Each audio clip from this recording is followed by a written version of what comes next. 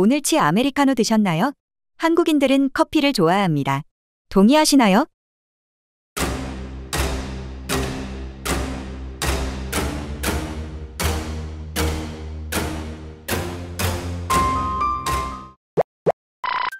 한국인은 커피를 좋아한다. 2020년 통계를 기준으로 보면 연간 프랑스 551잔, 한국 367잔, 미국 327잔, 일본 280잔, 중국 9잔으로 세계 2위다. 전 세계 평균은 161잔이다. 세계 평균의 2배 이상이다. 즉 한국인 5,500만 명이 하루에 한 잔 이상의 커피를 마신다. 인구 100만 명당 커피 전문점 수통계도 엄청나다. 한국 1384개, 일본 529개, 영국 386개, 미국 185개, 중국 71개로 한국의 커피 전문점 수는 압도적이다. 2023년 한국의 커피 매출은 약 8조 6천억 원으로 예상된다. 우리는 언제부터 이렇게 커피를 즐기게 됐을까? 커피는 개화기 시절 일부 상류층만 즐기던 음료였다. 커피의 대중화는 타먹는 커피, 이른바 다방커피가 시작했다. 지금이야 진짜 원두를 로스팅해 추출한 커피가 대중화됐지만 1990년대 이전까지 커피는 타먹는 커피가 대세였다. 커피, 설탕, 크림을 기호에 따라 다른 비율로 타 마시는 커피에 대한 한국인들의 사랑은 대단했다. 이 유별난 사랑은 바로 커피믹스라는 초유의 발명품으로 이어졌다. 그렇다면 언제부터 우리는 밥보다 비싼 값을 지불하고도 커피를 마시게 됐을까? 다 먹는 커피 시절에는 자판기 커피나 믹스커피로 몇백 원을 지불했다. 몇 천 원 단위를 내는 일은 분명 낯선 일이었다. 확실한 것은 가계소득이 늘었기에 가능했다는 사실이다. 1인당 소득 2만 달러를 달성했던 2006년 전후 즈음부터 이런 모습이 본격적으로 나타났다. 2004년 스타벅스가 100호 점을 돌파했다. 2021년 우리나라의 커피 시장 규모는 약 43억 달러인데 미국의 261억 달러, 중국 51억 달러에 이어 세계 3위이다. 일본 40억 달러, 영국 33억 달러를 훌쩍 넘어섰다. 구독, 좋아요 해주세요. 한국인의 커피 사랑은 인스턴트 커피의 대명사 커피믹스로도 알 수 있습니다. 특허청이 한국을 빛낸 발명품 10선을 설문조사했더니 커피믹스가 5위에 올랐습니다. 1위는 훈민정음, 2위 거북선, 3위 금속활자, 4위 온돌이었습니다. 그런데 커피가 마냥 환영받지만은 않았습니다. 우리나라에서 커피의 가격이 급등하고 전문점이 늘어난 2000년대 중반에는 과소비의 상징으로 비난을 받았습니다. 이때 과시형 소비를 일삼는 여성을 비하한 혐오 표현인 된장녀라는 신조어에는 항상 스타벅스라는 커피 전문점이 뒤따라 다녔습니다. 당연하게 커피 설탕 크림 비율을 말하던 다방커피에서 믹스커피를 거쳐 아메리카노를 즐기게 되는 과정에는 우리 시대의 변천사가 담겨 있습니다. 일제강점기에 커피는 주로 다방에서 소비되었고 이후 해방이 되고 미군이 진주하면서 인스턴트 커피가 소비의 주를 이루었습니다. 커피 소비가 정점을 이루게 된 계기는 1976년 동서식품에서 개발한 커피믹스입니다. 장소 불문하고 뜨거운 물만 있으면 커피를 마실 수 있는 획기적인 발명품으로 2000년 초까지 커피 시장을 이끌었습니다. 커피믹스의 대세 속에 원두 커피를 즐기는 이들도 있었지만 소수였습니다. 1999년 스타벅스 1호점이 문을 열었습니다. 커피와 문화와 감성을 판다는 스타벅스는 한국 커피 성장의 기폭제가 됐습니다. 세계적 추세로는 커피 소비가 그리 늘지 않았는데 유독 한국에서는 커피 소비가 크게 늘고 커피 전문점이 증가했다. 이유가 뭘까? 세계적으로 악명 높은 과로사회라 카페인이 많이 필요해서 그럴지도 모른다.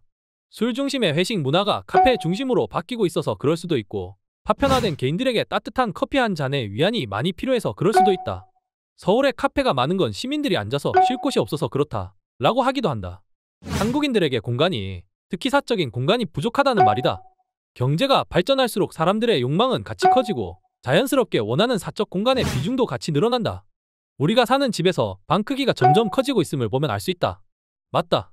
우리 도시엔 앉아서 쉴 곳이 없다. 공원도 없고 거리엔 그 흔한 벤치도 별로 없다. 앉으려면 돈을 내고 카페에 들어가야 한다. 다방에서 시작된 커피는 2007년 이후 각 가정이나 직장에서 원두나 믹스커피를 구비해두고 마시는 것이 주류를 이루었지만 2018년 이후에는 커피 전문점에서 주로 소비가 이루어지고 있다. 코로나19 이후에는 커피 시장이 축소될 것으로 예상했지만 오히려 커피 수입액은 증가했고 커피 전문점은 다른 업종이 폐업하는 동안에도 늘고 있다. 소비하는 커피 종류도 다양해지고 커피를 마시는 방법과 장소, 문화도 변화를 거듭했다. 이젠 도서관이 아닌 카페에서 책을 보거나 업무를 하는 풍경은 더 이상 낯설지 않다. 혼자만의 시간을 보내기에 카페만큼 안성맞춤인 공간도 없다. 생일날 가장 많이 주고받는 선물도 커피 쿠폰이다. 한국인들에게 이제 커피와 카페는 때려야 뗄 수 없는 친구처럼 가까이 있다. 외국인이 가장 빨리 배우는 한국어가 빨리빨리입니다. 여러분은 어떤가요? 그냥 빨리 시작할까요?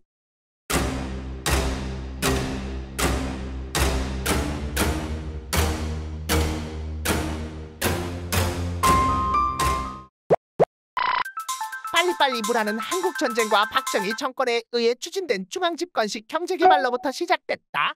서구에서 산업화로 삶의 속도가 빨라지듯이 1960년대부터 경제가 빨리 발전하면서 빨리빨리 문화가 우리 삶에 정착됐다.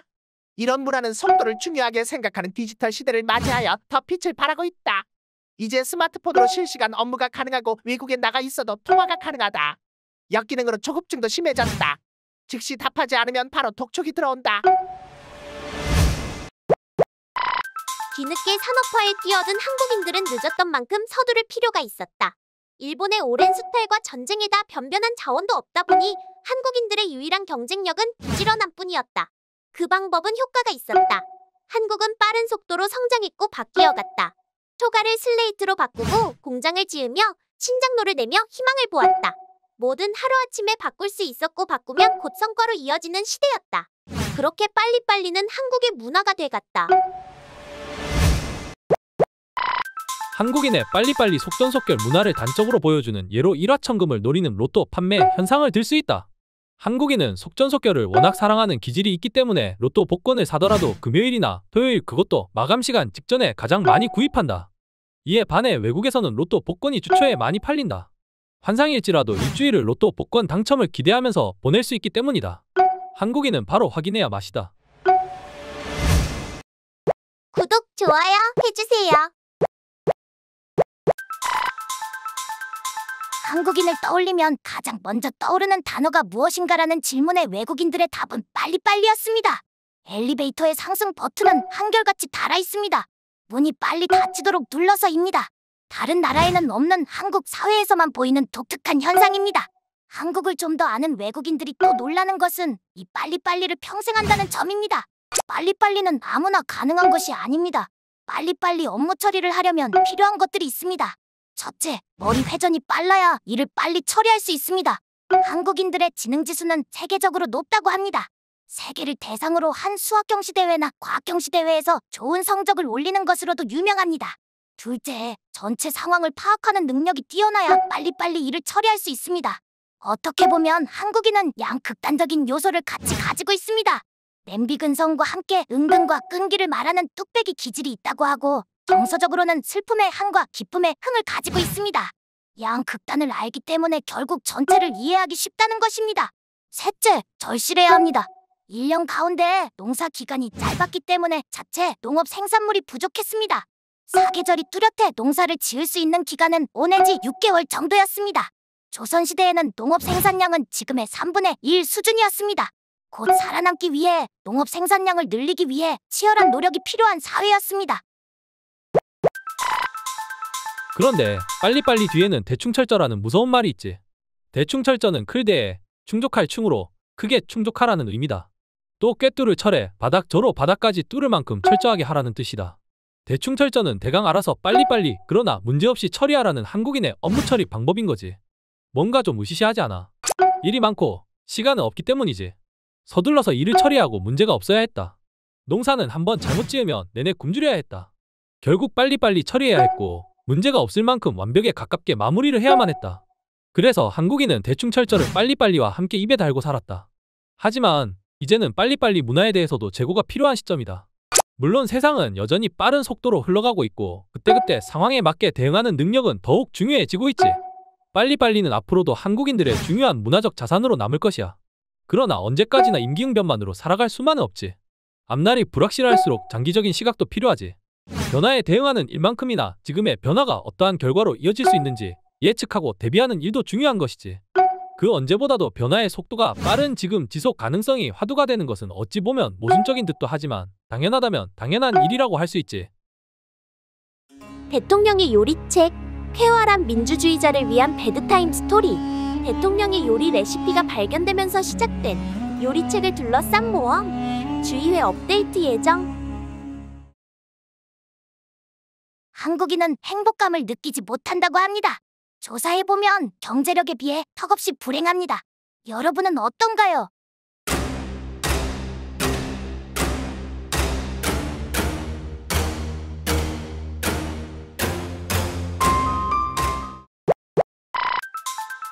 한국인은 불행하다. 통계가 그렇게 말한다. 미국 갤럽이 148개국을 대상으로 행복감을 느끼는 정도를 조사한 결과 한국인의 행복 순위는 97위로 나타났다. 한국인의 행복 지수가 낮다는 통계는 매우 많다. 선진국의 모임인 경제협력개발기구 OECD가 발표한 행복 지수에서 한국은 36개국 가운데 24위로 하위권이었다. 한국은 11개 평가 항목 가운데 고용, 환경, 건강, 일과 삶의 균형, 공동체 생활 부문에서 최하위권으로 조사됐다. 유엔이 공개한 세계 행복 보고서에도 한국은 10점 만점에 5.7점으로 전체 156개국 중 56위에 그쳤다. 외국 말고 국내 기관에서 발표한 통계도 마찬가지 결과가 나온다. 한국불교문화사업단이 조사한 자아행복지수 테스트 결과에 따르면 일상의 만족감을 느끼는 행복한 상태의 국민은 5% 미만으로 분석됐다. 약 3개월간 10에서 60대 국민 5천여 명의 데이터를 수집, 분석한 결과다. 여론조사 전문기관 포커스 컴퍼니가 전국 만 19세 이상 성인 남녀 761명을 대상으로 조사한 결과 역시 한국인은 행복지수 100점 만점에 평균 60.6점에 불과했다. 열악한 근무 환경도 한국인의 행복지수 추락의 원인으로 지목되고 있다. 한국 근로자의 근무 시간은 OECD 회원국 가운데 최고 수준이다. 대략 2000시간 이상으로 OECD 평균보다 300시간 넘게 일한다. 이 통계에는 근로시간이 짧은 시간제 근로자도 포함되어 있다는 것을 감안하면 실질 근로자들의 평균 근로시간은 더 늘어난다. 더구나 비정규직에 대한 심각한 차별은 더 큰 문제다. 언제든지 해고될 수 있다는 불안감에 시달리며 저임금을 받는데 행복할 여력이 있겠는가? 구독, 좋아요 해주세요. 갤럽의 조사 방법에 따라 어제 생활에서 다음 중 겪은 것을 체크해 보십시오. 잘 쉬었다고 생각합니까? 하루 종일 존중받았습니까? 재미있는 일을 했거나 배웠습니까? 즐겁다고 많이 느꼈습니까? 여러분은 이 가운데 몇 개 항목에 그렇다 라고 답했습니까? 이 조사에서 한국인은 그렇다 고 답한 비율이 63%에 지나지 않았습니다. 한국은 세계에서 가장 빠른 성장을 이룬 국가입니다. 1977년 한국의 1인당 국내 총생산 GDP는 겨우 $1000였습니다. 2012년에 GDP 2만 달러가 넘었습니다. 1인당 GDP는 30년 만에 20배로 늘어났지만 과연 그때보다 지금이 행복하다고 단언할 수 있을까? 돈과 행복의 관계는 그리 크지 않습니다. 한국인들이 느끼는 경제적 행복과 GDP 성장률의 상관관계는 높지 않았습니다. 2003년부터 2010년 한국인의 경제행복지수와 한국의 GDP 성장률을 비교했더니 상관관계는 0.14에 지나지 않았습니다. 소득 불평등이나 양극화는 낮은 행복지수의 주범입니다. 소득 불균등을 나타내는 지니계수를 보면 한국은 1990년 0.26에서 2011년 0.29로 높아졌습니다. 같은 기간 상대적 빈곤율도 7.1%에서 12.4%로 증가했습니다. 한국인의 삶의 질이 최악의 상황으로 내몰린 직접적인 이유는 세계에서 가장 빠른 속도로 악화된 계층 간 소득 격차 때문입니다. 소득 양극화가 교육 격차로 이어지면서 다수가 상대적 박탈감에 시달리는 것도 행복지수를 떨어뜨리는 요인입니다. 그러면 행복지수를 높이기 위해서는 어떻게 해야 할까? 우선 사회적 불평등이 해소돼야 한다. 양극화 해소가 우선인데 이를 위해서는 평균치의 함정에서 벗어나야 해. 평균이 높아지는 것보다 더 중요한 것은 여러 사람에게 골고루 분배돼야 한다는 것이지. 이를 위해 개인의 가치관을 바꿔 나가는 것도 필요하다. 행복도와 관련된 조사의 세부사항을 보면 행복도를 높이는 방법도 찾아볼 수 있지. 그 가운데 한 조사에서 행복 수준에 가장 큰 영향을 미치는 것으로 감사하는 마음을 손꼽았지. 감사하는 마음이 많은 사람들의 행복지수는 그렇지 못한 사람보다 거의 2배 가까이 높았다고 해. 미국 갤럽은 지난 50년 동안 행복에 큰 영향력을 미치는 5가지 테마에 대한 연구를 진행했다. 5가지 테마가 전체적으로 알맞은 밸런스를 유지할 때 진정한 행복을 만끽할 수 있다는 것이다. 첫째, 내가 매일 하고 있는 일을 얼마나 즐기고 좋아하는지, 직업적 웰빙. 둘째, 강력하고 끈끈한 인간관계가 필요하다는 사회적 웰빙. 셋째, 재정 상태를 효과적으로 관리하는 경제적 웰빙. 넷째, 훌륭한 건강 상태를 유지하는 육체적 웰빙. 다섯째, 지역에 대한 참여의식, 봉사활동 등 커뮤니티 웰빙 등이다. 한국인의 술 문화는 무척 독특합니다. 이 차를 가는 차수 변경, 잔 돌리기도 있지만 무엇보다 폭탄주가 유명합니다.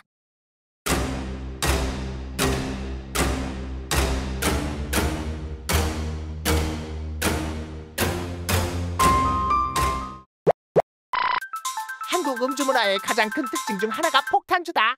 원래 양주에 맥주를 섞은 것을 폭탄주라 했는데 요즘은 소주와 맥주를 결합한 이른바 소맥 폭탄주가 대세다.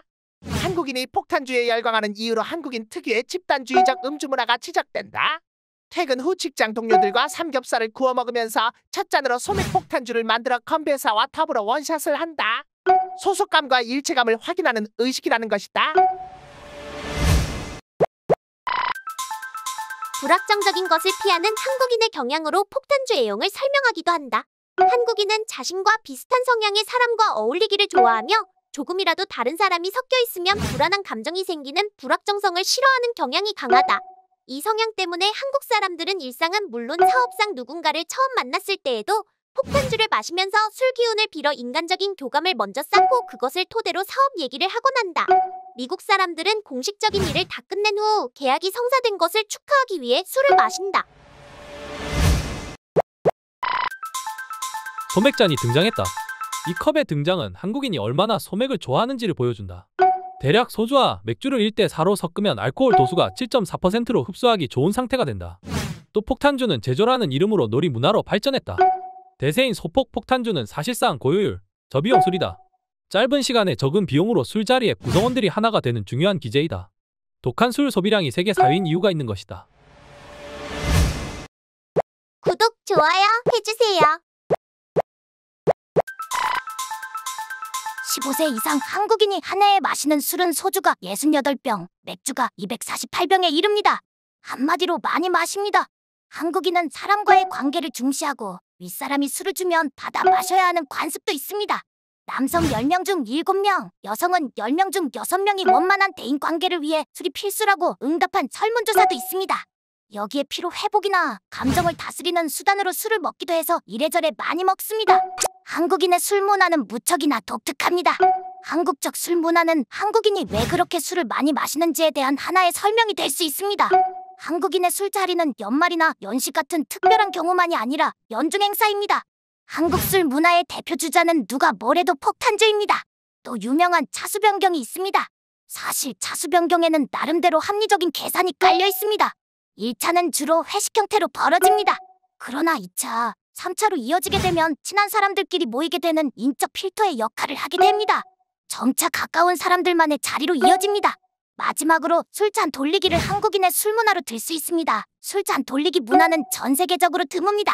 위생상, 문화적 관습에 따라 터부시되곤 하지만 간염을 비롯한 위생적 문제에도 불구하고 술잔 돌리기는 일반적으로 한국의 술자리 문화입니다. 사실 술자리는 친밀도가 형성된 사람들끼리 같기 때문에 서로에게 술잔을 건네는 것은 서로의 관계를 확인하는 방법인 것입니다. 그런데 폭탄주가 가지는 사회적 문제들이 있다. 폭탄주를 통해서 끼리끼리 문화가 더욱 강해지게 된다. 폭탄주는 한꺼번에 제조해서 동시에 마시는 것이 일반적이다. 서로 같이 취하자는 것이다. 취중에 서로의 유대를 확인하는 것이다. 끼리끼리의 유대감을 형성하는 것에 대해 비난할 이유는 없다. 그러나 조직 내 술에 익숙하지 않은 사람들은 언제나 이방인이 될 수밖에 없다. 폭탄주의 원인은 우선 근대화 과정에서 형성된 빨리빨리 병에서 찾아볼 수 있다. 술이 취하는 것이 과정이 아니라 목적이 되어버린다. 빨리 마시고 그래서 빨리 취하게 된다. 술자리를 갖게 된 계기는 간단한 이야기 속에서 끝나버린다. 이렇게 폭탄주가 난무하는 것은 한국인들 간의 의사소통 방법이 한정되어 있다는 증거이기도 하다. 대한적 문화의 부재도 역시 술 문화가 변화되기 힘든 이유이다. 친구나 직장인들이 서로 만나서 할 것이 너무도 없다. 모두 모여서 온라인 게임을 할 수도 없는 노릇이다. 또 비슷한 사정인데 보기에 찬 계산은 기분을 즐겁게 하지만 또 다른 불화의 씨앗이 된다. 대통령의 요리책, 쾌활한 민주주의자를 위한 배드타임 스토리. 대통령의 요리 레시피가 발견되면서 시작된 요리책을 둘러싼 모험. 주의회 업데이트 예정. 왜 한국인은 숟가락으로 식사를 할까? 국밥에 숟가락이 필요하고 숟가락이 있어서 국물 요리가 발전했다. 어느 쪽?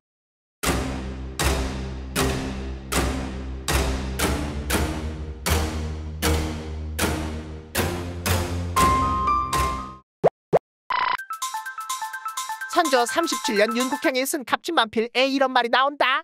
옛사람은 음식을 먹는데 수저를 사용하였다. 전기에서도 이것을 알 수 있고 우리나라 풍속도 역시 그러하다. 임진왜란으로 중국의 수많은 장병이 이 땅에 들어왔는데 이들은 음식의 컨셉을 가리지 않고 한결 젓가락만을 쓰고 있다. 숟가락은 없어지고 쓰지 않는다. 언제부터 그렇게 된 것인지 알 수가 없으나 명대부터라고도 하는데 확실한 것은 확인할 수가 없다. 일본에서도 끈기가 생쌀밥을 젓가락으로 먹을 수 있게 되면서 숟가락은 쓰지 않게 되었다. 그러나 나라 헤이안 시대까지는 확실히 숟가락 젓가락 세트를 썼고 그 후에 양상이 확실하지 않으나 12, 13세기에 이르러 숟가락이 버려졌다. 1800년에 독일 상인의 기록에는 나무로 만든 숟가락을 사용하고 있다. 따라서 중국 사람처럼 식기를 직접 입에다 대어 밥을 긁어 넣는 식이 아니고 숟가락으로 음식을 떠서 점잖게 입에 운반하게 되니 그 양상이 훨씬 우아하고 아름답다 고하였다. 공자도 진시황도 한 나라를 세운 유방도 지금의 한국인처럼 숟가락 젓가락을 동시에 사용했다. 그런데 13세기 이후 청동기로 만든 숟가락과 젓가락을 사용하지 않게 되었다. 명말에 음식을 조리할 때 지금처럼 식용유를 많이 사용하기 시작하면서 기름이 붙는 숟가락 사용이 줄어들었기 때문이다. 송 이후 중국인은 차를 일상적으로 마시면서 국물 있는 음식을 먹지 않게 되었다. 가장 결정적인 이유는 국수와 만두를 주식으로 먹으면서다. 숟가락은 국물로 지은 밥을 먹는데 반드시 필요했던 식사도구였다. 구독, 좋아요 해주세요. 따뜻한 밥 한 그릇 국에 말아드립시다. 한국 근대의 장편소설의 태동을 알리는 이광수의 무정에 나오는 노랫말입니다. 폭우가 쏟아져 홍수가 난 삼랑진역에서 여주인공과 동료들은 수의 모금을 하기 위해 한마음이 되어 이 노래를 부릅니다. 따뜻한 밥과 국만 있으면 한국인은 만족합니다. 그런데 한국인은 밥을 반드시 숟가락으로 먹으며 반찬을 집을 때만 젓가락을 사용합니다. 만약 젓가락으로 밥을 먹으면 복이 달아난다고 야단을 맞기도 했습니다. 한국인은 고대부터 지금까지 변함없이 숟가락과 젓가락을 한 벌로 썼으며 그것이 식문화의 한 특징을 이루고 있습니다. 오랜 역사 속에서 사람들은 더 편하고 더 맛있게 그리고 즐거운 식탁을 위해 온갖 지혜를 짜내온 것입니다. 숟가락의 사용은 한국이 국물 음식이 발달한 나라가 되게 만들었습니다. 이는 음식 문화로 고스란히 이어집니다. 우리나라만큼 국물 음식의 비중이 높은 나라는 없습니다. 국밥, 탕반야말로 우리 음식의 핵심을 이루는 요소입니다. 죽과 탕이 많은 이유는 식사 도구가 숟가락이기 때문입니다. 숟가락으로는 부드럽고 걸쭉한 죽을 쉽게 떠먹을 수 있지만 젓가락으로는 힘듭니다. 반대로 숟가락이 있었기 때문에 국물 요리가 발전했다고 할 수도 있습니다. 한국인의 숟가락 문화에 대해 더 알아보자. 중국, 일본, 베트남, 미얀마 등 동아시아의 많은 사람들이 식사를 할 때 젓가락만 사용하는데 왜 한국인만 유독 숟가락과 젓가락 두 가지를 동시에 사용하고 있을까? 일본의 중국인 민족학자 슈다세이는 한국의 이러한 현상을 두고 성리학과 연결시킨다. 숟가락으로 밥과 함께 탕, 국, 찌개를 먹고 젓가락으로 다른 반찬을 먹는 습관은 고대 중국의 주례라는 책에 나오는 예법과 매우 닮았다는 것이다. 특히 조선시대 사람들이 철저하게 주나라 때의 것을 모범으로 삼아 식사를 했다는 점이 오늘날까지 한국인이 숟가락과 젓가락을 모두 사용하는 이유라고 설명한다. 한반도에 사는 사람들은 중국 고대의 청동기로 만든 숟가락과 젓가락의 재질이 스테인리스 스틸로 바꿨을 뿐 지금까지도 두 가지의 식기를 사용하여 식사를 하고 있다. 그 이후로 널리 알려진 주장은 한식 상차림이 밥과 국 그리고 마른 반찬과 젖은 반찬으로 구성되었기 때문에 국이나 젖은 반찬을 먹으려면 숟가락이 꼭 필요하다는 것이다. 그러나 일본인 역시 밥과 함께 국을 반드시 먹는데 왜 그들은 숟가락을 사용하지 않을까? 일본 열도에는 차진 성분의 쌀이 재배되었기 때문에 국물 밥을 먹을 때 굳이 숟가락을 사용할 필요가 없었다고 한다. 대통령의 요리책, 쾌활한 민주주의자를 위한 배드타임 스토리. 대통령의 요리 레시피가 발견되면서 시작된 요리책을 둘러싼 모험. 주의회 업데이트 예정.